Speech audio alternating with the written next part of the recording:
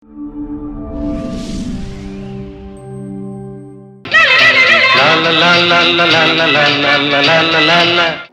പാട്ടുകാരിക്കോ പാട്ടുകാരനോ പറയാനുള്ള അവരുടെ കഥകൾ ആ കഥയിലൂടെ പാട്ടുകളിലേക്ക് എത്തുന്നു, അല്ലെങ്കിൽ ആ പാട്ടിൻ്റെ പിന്നാമ്പുറ കഥകൾ, ഇതെല്ലാം നമ്മൾ ഓരോ പ്രേക്ഷകരിലേക്കും എത്തിക്കുകയാണ്.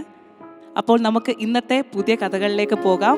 വൺസ് അഗെയിൻ വെൽക്കം ടു കഥ പറയും പാട്ടുകൾ. മലയാള മൂവിയുടെ ഹിസ്റ്ററിയിൽ തന്നെ one of the most painful climaxes and one of the most beautiful background score by Johnson master. നമുക്കിത് ഒരു സോങ് ആക്കിയാലോ?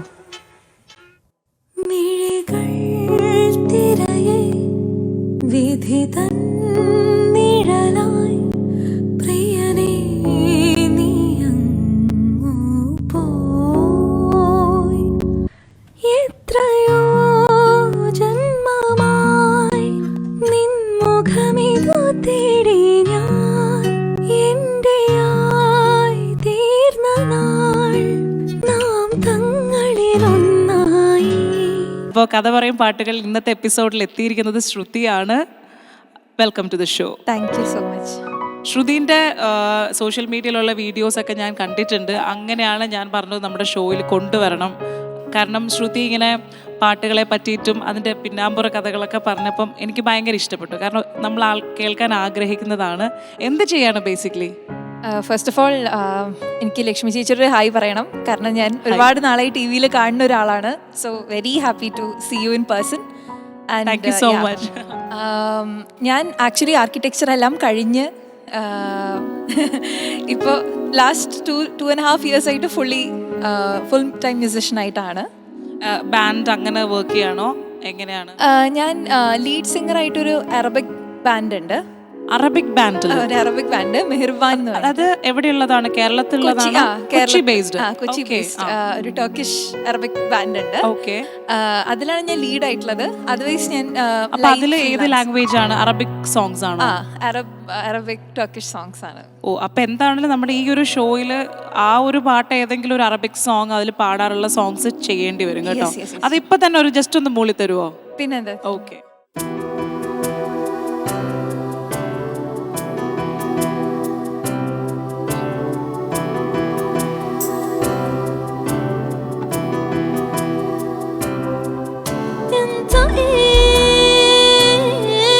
مش كفاية عليك تجرحني، حرام عليك. انت ايه انت لي دموعي حبيبي تنعلي. طب وليه انا راضي عليك تجرحني واروح فيك؟ طب وليه يعني ايه راضية بظابي بين ايديك؟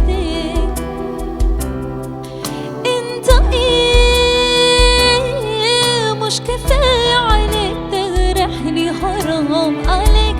انت ايه انت لي دموعي حبيبي تنعلي. طب وليه انا راضي عليك تجرحني واروح فيك؟ طب وليه يعني ايه راضية بظابي بين ايديك؟ لو كان ده حب يا ولي منه، لو كان ده ذنبي مكتوب انه، لو كان نسيب عايش في جراح عايش في جراح. لو كان ده حب يا ولي منه، لو كان ده ذنبي مكتوب انه، لو كان نسيب عايش في جراح عايش في جراح. അടിപൊളി അടിപൊളി അടിപൊളി. അല്ല, ഈ ഞാൻ ആക്ച്വലി ഈ കേരളത്തിൽ ഇങ്ങനെ ഒരു ബാൻഡ് ഉണ്ടെന്നൊന്നും എനിക്ക് തീരെ അറിയണ്ടായിരുന്നില്ല. അത് അറബി അറിയോ? ഞാൻ ബോൺ ആൻഡ് റേസ്ഡ് ഖത്തറിലാണ്. അപ്പോൾ അതിൻ്റെ ചെറിയ എക്സ്പോഷർക്ക് ആ സമയത്ത് ഉണ്ടായിരുന്നു. പക്ഷേ ഞാൻ അവിടെ ഇരുന്ന സമയത്ത് അവിടെ മൊത്തം അറബികളായതുകൊണ്ട് എനിക്ക് അറബിക് പാടാൻ പേടിയായിരുന്നു, ടു ബി ഓണസ്റ്റ്. ഇവിടെ വന്ന് ആ ലോക്ക്ഡൗൺ സമയത്ത് വർക്കൊക്കെ ചെയ്യണ സമയത്ത് നമുക്ക് ആക്ച്വലി എൻ്റെ ചില പ്ലേലിസ്റ്റെല്ലാം കേട്ട് എനിക്ക് ആകെ മടുപ്പായി. അപ്പോൾ എന്നാൽ ഡിഫറെൻ്റ് ആയി ഇതിൽ കേട്ട് ഉറങ്ങാമെന്ന് വിചാരിച്ച് ഞാൻ അറബിക് മ്യൂസിക് കേൾക്കാൻ തുടങ്ങിയപ്പോഴാണ് ആക്ച്വലി ആ ക്യൂരിയോസിറ്റി ഇതായതും.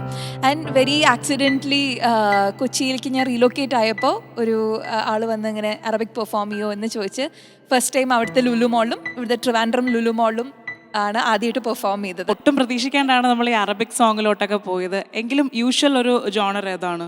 യൂഷ്വലി നമ്മൾ ഇന്ത്യൻ ലൈറ്റ് മ്യൂസിക് പിന്നെ ഹിന്ദുസ്ഥാനിയാണ് പഠിക്കുന്നത്. ഹിന്ദുസ്ഥാനി കുറച്ച് പഠിപ്പിക്കുന്നുണ്ട്. പിന്നെ അത് കൂടാതെ വെസ്റ്റേൺ എല്ലാം ഞാൻ അറ്റംപ്റ്റ് ചെയ്യാൻ ഇഷ്ടമാണ്.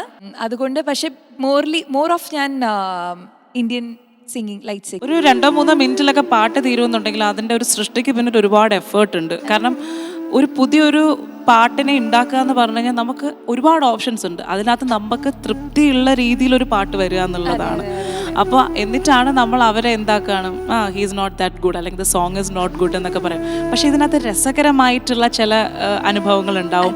പിന്നെ ഇപ്പം ഞാൻ കേട്ടിട്ടുണ്ട് റഹ്മാൻ സാറ് പാട്ടുകൾ ചെയ്യുമ്പോഴത്തേക്കും ആൾക്കാരിലേക്ക് പെട്ടെന്ന് ഇങ്ങനെ എത്തിക്കാൻ വേണ്ടിയിട്ട് ആള് ആ ഒരേ ഫ്രേസ് റിപ്പീറ്റ് ചെയ്യും. അഞ്ജലി അഞ്ജലി അല്ലെങ്കിൽ അവര് റോജ റോജ എന്നൊക്കെ പറയുന്ന പോലെ എല്ലാം റിപ്പീറ്റ് കേട്ടിട്ടുണ്ട്. യെസ്, അങ്ങനെ പറഞ്ഞപ്പോൾ ഞാൻ അതിനോട് റിലേറ്റ് ആയിട്ടുള്ള ഞാൻ ആക്ച്വലി ഒരു സോങ്ങാണ് യാരോ യാരോടി.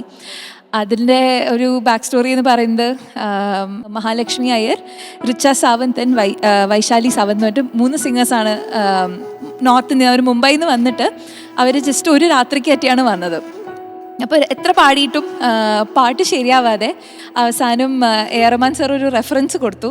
നിങ്ങളിത് പാടുമ്പോൾ ഒരു പൂച്ച കരയണ പോലെ മ്യാവ് മ്യാവ്, അതാണ് അതിൻ്റെ ആ റെഫറൻസ് കൊടുത്തത്. അപ്പോൾ അതുപോലെ ഈ യാരോ യാരോടി, അപ്പോൾ അതൊരു വെരി ഫണി സ്റ്റോറി. ശരിക്കും ഞാനും ശ്രദ്ധിച്ചിട്ടുണ്ട്.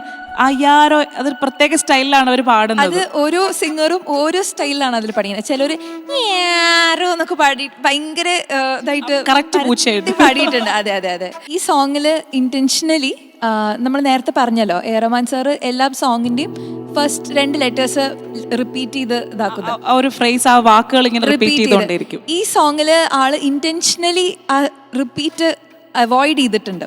ലൈക്ക് എന്നിട്ട് അത് അവോയ്ഡ് ചെയ്യാൻ വേണ്ടി ഐ തിങ്ക് ആളെപ്പോഴും രാത്രിയല്ല റെക്കോർഡ് ചെയ്യണം, ലേറ്റ് നൈറ്റ്. അങ്ങനെ ലേറ്റ് നൈറ്റിൽ എന്തോ വൈരമുത്തു സാറിനെ വിളിച്ചിട്ട് വേറൊരു ലിറിക്ക് തരാമോ എന്ന് ചോദിച്ചു. അങ്ങനെ ആൾ പറഞ്ഞു, ഞാൻ നാളെ രാവിലേക്ക് തരാമെന്നോ എന്ത് പറഞ്ഞു. അപ്പോൾ ഇല്ല, ഈ സിംഗേഴ്സ് ഈ രാത്രി കഴിഞ്ഞ് അടുത്ത ദിവസം രാവിലെ അവർ ഫ്ലൈറ്റിന് പോവും, അപ്പോൾ അവർക്ക് ഇപ്പം തന്നെ വേണം എന്ന് പറഞ്ഞ് അങ്ങനെ അപ്പം തന്നെ ഇൻസ്റ്റൻറ്റേനിയസ്ലി അവർ യാരോ, ആ യാരോനെ കൂടെ ഒരു യാരോടി, അപ്പൊ ഇന്റൻഷനലി യാരോ യാരോ എന്ന് പാടുന്നതിന്റെ പകരം യാരോടി ട്രെൻഡ് യാരോ യാരോ എന്നായേനെ. പക്ഷേ he intentionally changed it to a different. അല്ല, ശരിക്കും ഈ ഒരു പാട്ട് ഇപ്രാവശ്യം കേൾക്കുമ്പോൾ ആ ഒരു പൂച്ചയെ പോലെ പാടിയത് ഓർത്തു.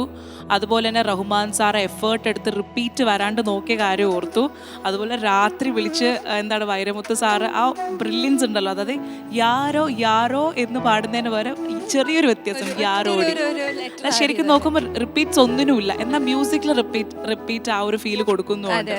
അതാണ് ആ ബ്രില്യൻസി അല്ലേ? അല്ല, ഇത് കേട്ടപ്പോഴേ ശരിക്കും എനിക്ക് കൂടുതൽ എന്താണ് ശ്രുതി എന്ന് അറിയാൻ ആഗ്രഹമുണ്ട്. ഇനി ഇതുപോലെ രസകരമായ സ്റ്റോറീസ് ഉണ്ടോ?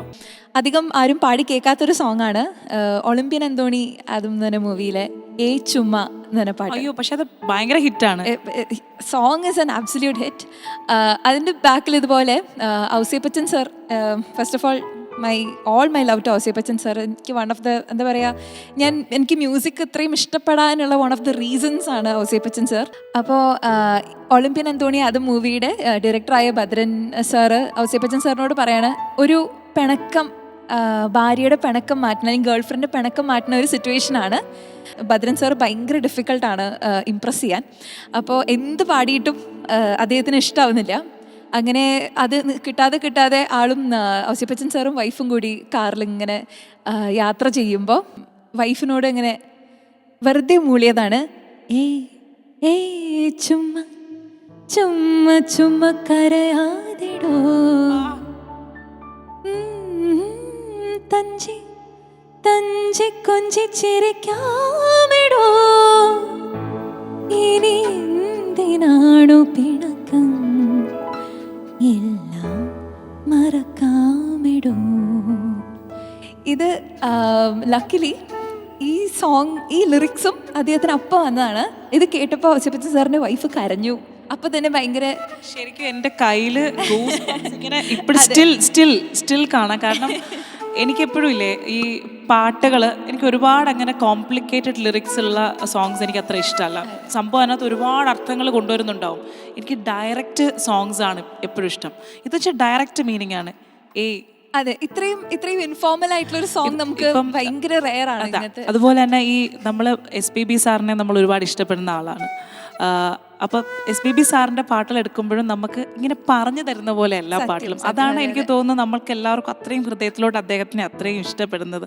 അതേപോലെയാണ് ഇപ്പം ശ്രുതി പാടിയപ്പോൾ എനിക്ക് ഇവിടെ കേട്ടോണ്ടിരിക്കുന്നവർക്കൊക്കെ നമ്മളോട് പറയുന്ന പോലത്തെ അത്രയും ഫീലാണ് കേട്ടോ പാടിയത്. അത് ഈ സോങ്ങിന്റെ എന്നിട്ട് പിന്നെ ഇമ്മീഡിയറ്റ്ലി ഔസേപ്പച്ചൻ സാറ് ഭദ്രൻ സാറിനെ കേൾപ്പിച്ചു. സോങ് അപ്രൂവ് ആയി. ആൻഡ് ഗിരീഷ് പുത്തഞ്ചേരി സാറിനെ വിളിച്ചിട്ട് അങ്ങനെ ഇതിന് ബാക്കി ലിറിക്സ് കൂടി അയക്കണം എന്ന് പറഞ്ഞപ്പോൾ വേണ്ട ഇതിൻ്റെ പല്ലവിക്ക് ഈ ലിറിക്സ് തന്നെ മതി എന്ന് പറഞ്ഞ് അങ്ങനെ ഫൈനൽ ചെയ്ത ഒരു സോങ് ആണ്. ആൻഡ് ഇതിൻ്റെ അനുപല്ലവിയാണ് ഏറ്റവും beautiful. So I start from the anupallavi. ആ ലാസ്റ്റ് ആ സുജാത മാമ അത് എൻ്റെ ഇത് ജീനിയസ്. എല്ലാം അതിലെല്ലാം മീനിങ്ങും ഉണ്ട് അതിൻ്റെ. അല്ല ശരിക്കും അത് ഒരു ബ്രില്യൻസ് ആണ്. കാരണം നമ്മൾ ഒരു പിണക്കം എല്ലാം മാറ്റി കഴിയുമ്പോൾ വീണ്ടും നമ്മൾ ആ ടോപ്പിക്കിനെ പറ്റിയിട്ട് പറഞ്ഞു കഴിഞ്ഞാൽ വീണ്ടും പിണക്കത്തിലോട്ടെത്തും. അപ്പം പിണങ്ങണ്ടെന്നുള്ള വാക്ക് പിണങ്ങിയ കാര്യം തന്നെ അങ്ങ് മറന്നു കളയാവുന്ന പോലെയാണ്. എന്തായാലും ആ ഒരു സോങ്ങിന്റെ ബ്യൂട്ടി ശരിക്കും ശ്രുതി പാടിയപ്പോൾ ഭയങ്കരമായി കേട്ടോ. ഇതുപോലത്തെ വേറെ സ്റ്റോറീസ് കയ്യിലുണ്ടല്ലോ അല്ലേ? കാരണം ഇതിപ്പോ എന്ന് വെച്ച് കഴിഞ്ഞാൽ ഞങ്ങൾക്ക് എല്ലാവർക്കും ഇങ്ങനെ ക്യൂരിയോസിറ്റിയാണ് ഇപ്പം ശ്രുതിനോട് ഈ ഒരു പ്രോഗ്രാം നമ്മളിങ്ങനെ കണ്ടിന്യൂ ചെയ്തുകൊണ്ടിരിക്കുമ്പോൾ. എന്താണെങ്കിലും നമ്മുടെ ശ്രുതിയുടെ ഈ ഒരു കഥകളും പാട്ടുകളും ഒക്കെ ആയിട്ട് നമ്മൾ ഓരോ പ്രേക്ഷകരും ഇങ്ങനെ ആസ്വദിച്ചിങ്ങനെ ഇരിക്കുകയാണ്. കൂടുതൽ കഥകൾ കേൾക്കാൻ വേണ്ടിയിട്ട് ഞങ്ങൾ ഈ എപ്പിസോഡിൽ എല്ലാ സ്റ്റോക്കും തീർക്കില്ല. അടുത്ത എപ്പിസോഡിലേക്കിട്ട് കുറച്ച് മാറ്റി വയ്ക്കും. എങ്കിലും ഒരു ചെറിയൊരു ഡോസ് ചെറിയൊന്നും കൂടെ കിട്ടും. ഓക്കെ, അപ്പോൾ ചെറിയൊരു സ്റ്റോറി, വലിയ സ്റ്റോറി ഒന്നല്ല. നമുക്കെല്ലാവർക്കും ഐ തിങ്ക് മലയാളീസും തമിഴന്മാർക്കും എല്ലാവർക്കും വളരെ ഈക്വലി ഇഷ്ടമായൊരു സോങ്ങാണ് സുന്ദരി കണ്ണാൽ എന്നൊരു song. It's a magic song. ഈ സോങ്ങിൻ്റെ intro, it's a heavy intro അല്ലേ? അതിൻ്റെ ഒരു സ്ട്രിങ്സ് ഒക്കെ കയറി. അപ്പോൾ അതിൻ്റെ ഇൻട്രോ പ്ലേ ചെയ്ത് കഴിഞ്ഞിട്ട് അത് വായിച്ച എല്ലാ ആർട്ടിസ്റ്റ്സും അവർ ഇൻസ്ട്രുമെൻറ്റ്സ് താഴെ വെച്ച് എണീറ്റ് നിന്ന് കൈയടിച്ചോന്ന് ഇമ്മീഡിയറ്റ്ലി ആ ഇൻട്രോ വായിച്ചതിന് ശേഷം. ബിക്കോസ് അത്രയും കാലം ഈ കേൾക്കാത്ത പോലത്തെ അത്രയും ഒരു ഹെവി ഒരു സ്ട്രിങ്സ് ഇൻട്രോ എന്ന് പറയുന്നത് അവർക്ക് പോലും വിശ്വസിക്കാൻ പറ്റാത്തൊരു ഇതായിരുന്നു. എല്ലാവരും എണീറ്റ് ഇളയരാജ സാറിനെ കൺഗ്രാജുലേറ്റ് ചെയ്തു എന്നൊരു സ്റ്റോറി ഉണ്ട്. ആൻഡ് വൺ മോർ സ്റ്റോറി ഉള്ളത്, ഈ ഒരു ഇൻട്രോ ഉണ്ടാക്കാൻ ലൈക്ക് അവർ നോർമലി പറഞ്ഞു കേട്ടിരിക്കുന്നത് രാജാ സാറിന് മാക്സിമം 30 to 45 മിനിറ്റ്സിൽ ഒരു ഫുൾ സോങ്ങിൻ്റെ നൊട്ടേഷൻ എഴുതി കൊടുക്കാനുള്ള അത്രയും ബ്രില്യൻ്റ് ആണ് അദ്ദേഹം. ഈ സോങ്ങിന് മാത്രം അതിനേക്കാളും എനിക്ക് തോന്നുന്നു എക്സ്ട്രാ ഏറ്റവും കൂടുതൽ സമയമെടുത്ത് ചെയ്ത ഒരു സോങ് ആണ് ഇത് എന്നും ഞാൻ കേട്ടിട്ടുണ്ട്. അതാണ് ഈ സോങ്ങിൻ്റെ ടോട്ടൽ മ്യൂസിക് നോക്കുകയാണെങ്കിലും അതിൻ്റെ ആ മെയിൻ മെലഡി എടുക്കുകയാണെങ്കിലും രണ്ടും, അതായത് ലിറിക്സും നീങ്ക മാട്ടേ നീങ്കിനാൾ തൂങ്ക മാട്ടേ അതിനേക്കാളും അല്ല, അതിനകത്തുള്ള ഓരോ വരികൾ എടുത്താലും സുന്ദരി കണ്ണാൽ ഒരു സേതി അത് തൊട്ടേ ഉണ്ട്. അതായത് എന്നാണ് നമ്മുടെ കല്യാണം എന്നുള്ളത് തീയതി നീ പറ എന്നൊക്കെ പറഞ്ഞിട്ടുള്ള അതായത് ഓരോ വരികൾ എടുക്കുമ്പോഴും ടോട്ടലി കണക്റ്റിംഗ് ആണ്. പിന്നെ ഈ ഒരു പാട്ട് എനിക്ക് തോന്നുന്നു എൻ്റെ ഒരു എക്സ്പീരിയൻസിലാണ്. ഇതിപ്പോൾ തമിഴ് സോങ് ആണ്. ഒബ്വിയസ്ലി മലയാളികൾ എപ്പോഴും തമിഴ് പാട്ടുകൾ ഇഷ്ടപ്പെടുന്ന ആൾക്കാരാണ്. അപ്പോൾ യൂഷ്വലി ഞാൻ ഈ ഒരു മിക്സ്ഡ് മൾട്ടിലിംഗ്വൽ ഷോസ് ചെയ്യുമ്പോൾ ഈ സോങ് ഞാൻ ചൂസ് ചെയ്യും. അപ്പം യൂഷ്വലി ഞാൻ എല്ലാ ലാംഗ്വേജിലും ഉള്ള പാട്ടുകൾ കോമൺ ആയിട്ട് ഇപ്പം എല്ലാവർക്കും അറിയാവുന്ന അങ്ങനത്തെ സോങ്സ് എടുക്കാം. പക്ഷെ ഈ സോങ് ചൂസ് ചെയ്യുമ്പം എല്ലാ ആൾക്കാരും, അതിപ്പം തെലുഗു ക്രൗഡ് ആയാലും കന്നഡ, എല്ലാ ആൾക്കാരും ഇതിനെന്തോ ഒരു മാജിക്. സോ അതും കൂടെ ഇനിയിപ്പം എക്സ്ട്രാ മാജിക് ആക്കും.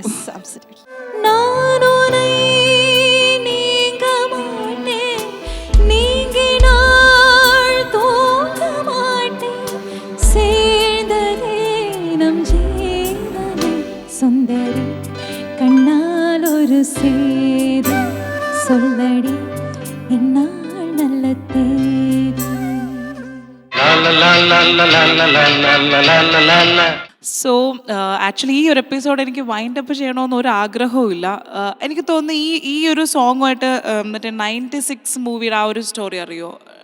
96 മൂവിയിൽ ഈ മൂവിയിൽ തന്നെ യമുനയാട്രിലെ എന്ന സോങ്ങിലാണ് വിജയ് സേതുപതി വീഴുന്നത് തൃഷയ്ക്ക് വേണ്ടി.